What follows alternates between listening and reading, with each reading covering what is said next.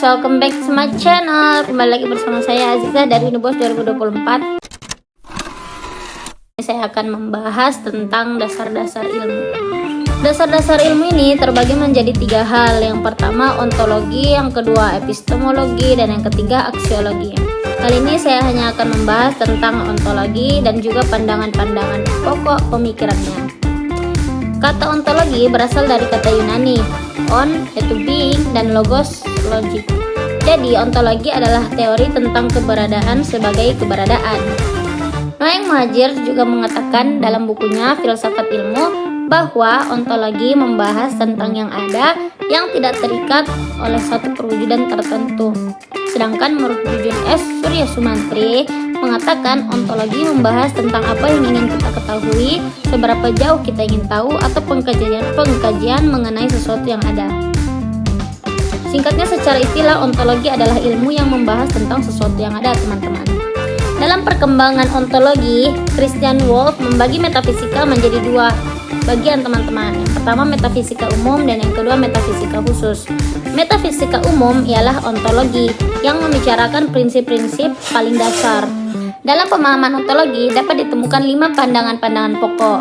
Yang pertama monoisme, yang kedua dualisme, yang ketiga pluralisme, keempat nihilisme, dan yang kelima agnostisisme. Yang pertama adalah pandangan monolisme. Pandangan ini menganggap bahwa asal dari seluruh kenyataan itu hanya satu dan tidak mungkin 2. Menurut mereka, hanya satu hakikat sebagai asal sumber yang baik berupa materi ataupun rohani. Tidak mungkin ada hakikat masing-masing bebas dan berdiri sendiri. Itu yang kata mereka. Istilah ini disebut block universe yang dibagi menjadi 2 aliran. Aliran yang pertama, materialisme. Aliran ini menganggap bahwa sumber yang asal itu adalah materi, bukan dari rohani. Aliran ini sering disebut naturalisme juga. Mereka menganggap bahwa benda mati adalah satu-satunya kenyataan yang berdiri sendiri dan menganggap bahwa ruh atau jiwa adalah sesuatu yang akibat saja dari proses pergerakan kebenaran. Namun sebenarnya materialisme dan naturalisme mempunyai perbedaan dalam sudut pandang, teman-teman. Aliran naturalisme berpendapat bahwa hanya alam yang ada, sedangkan yang di luar alam itu tidak ada. Yang dimaksud alam juga ini mencakup benda dan ruh. Jadi benda dan ruh sama-sama bagian dari alam. Mereka hanya menganggap alam itu ada, sedangkan yang di luar alam itu tidak ada, teman-teman. Sedangkan materialisme hanya menganggap ruh sebagai kejadian dari benda dan tidak sama menilai benda dan ruh seperti naturalisme tadi. Oke, kita lanjut. Aliran yang kedua adalah aliran idealisme. Aliran ini biasanya juga disebut sebagai aliran spiritualisme. Idealisme yang berarti serba cita dan spiritualisme yang berarti serba ruh. Idealisme diambil dari kata ruh yang artinya sesuatu yang tidak mempunyai bentuk dan ruang. Oke, teman-teman, kita tadi sudah membahas tentang aliran-aliran materialisme dan idealisme. Itu mencakup monologi ya, teman-teman. Sekarang kita akan berpindah ke sudut pandang yang kedua, yaitu dualisme.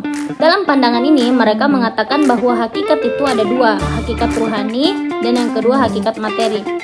Materi atau benda bukan muncul dari ruh dan juga ruh bukan muncul dari materi, teman-teman. Kedua hakikat ini berdiri sendiri dan hubungan keduanya itulah yang menciptakan kehidupan di dunia ini.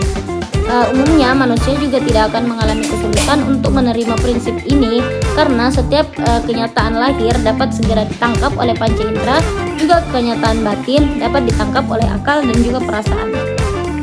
Singkatnya, dualisme adalah suatu pandangan yang mengatakan materi atau benda bukan muncul dari ruh, sedangkan ruh juga bukan muncul dari materi, dan teman-teman. Mereka mempunyai 2 hakikat. Oke, teman-teman, selanjutnya saya akan lanjut ke pandangan yang ketiga, yaitu pluralisme.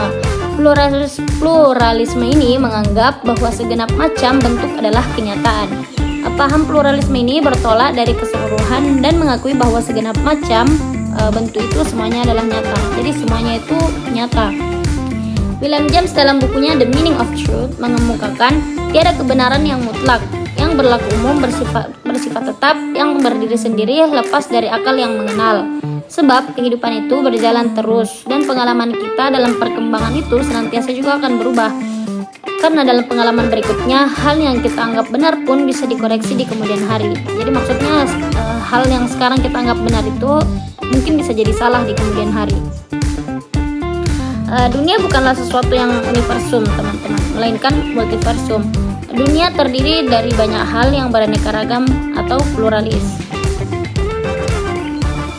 Maksud William James tadi itu tidak ada kebenaran yang mutlak. Maksudnya kebenaran itu bersikap relatif, teman-teman, yang berlaku umum, seperti itu. Oke, teman-teman, kita akan beranjak ke nomor 4 dan nomor 5. Nomor 4, secara singkat, nihilisme berasal dari kata Latin yang berarti nothing atau tidak ada. Sebuah doktrin yang tidak mengakui validitas alternatif yang positif. Sedangkan yang nomor 5 ada agnostisisme. Paham ini mengingkari kesanggupan manusia untuk mengetahui hakikat benda baik maupun materi maupun hakikat rohani. Kata agnostisisme sendiri berasal dari bahasa Yunani yang artinya unknown, yang artinya tidak diketahui. Intinya, agnostisisme adalah paham pengingkaran atau penyangkalan terhadap kemampuan manusia mengetahui hakikat benda, baik itu materi maupun rohani. Aliran ini mirip dengan aliran skeptisme yang berpendapat bahwa manusia diragukan kemampuannya mengetahui hakikat dan lain-lain. Cuman memang agnostisisme lebih dari itu karena menyangkal pemikiran ini dengan cukup serius. Timbulnya pemahaman ini dikarenakan belum adanya orang yang dapat menerangkan secara konkret dan secara logika akan adanya kenyataan yang berdiri sendiri dan yang dapat kita kenal pada masa itu. Nah, itulah tadi teman-teman pemahaman-pemahaman ontologi yang bisa saya sebutkan. Ontologi sendiri merupakan salah satu lapangan di antara penyelidikan filsafat kuno yang ada. Hakikat yang saya bicarakan di atas tadi dalam kata lain adalah segala sesuatu yang ada. Jadi hakikat adalah segala sesuatu yang ada. Ada yang mungkin ada, hakikat adalah realitas atau kenyataan. Kenyataan yang sebenarnya sesuatu. Jadi bukan kenyataan sementara atau kenyataan yang menipu, juga bukan kenyataan yang bisa berubah. Oke, teman-teman, saya rasa pembahasan saya mungkin hanya sampai di sini.